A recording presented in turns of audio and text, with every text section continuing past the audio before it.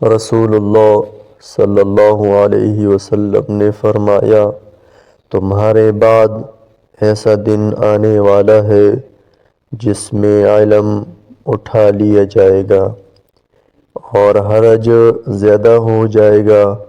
صحابہ نے عرض کیا، اللہ کے رسول، حرج کیا چیز ہے؟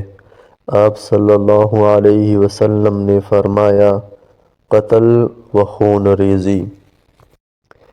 انس بن مالک رضی اللہ عنہ فرماتے ہیں، میں تم لوگوں سے ایک ایسی حدیث بیان کر رہا ہوں جسے میں نے رسول اللہ صلی اللہ علیہ وسلم سے سنی ہے، اور میرے بعد تم سے رسول اللہ صلی اللہ علیہ وسلم سے سنی ہوئی حدیث کوئی نہیں بیان کرے گا۔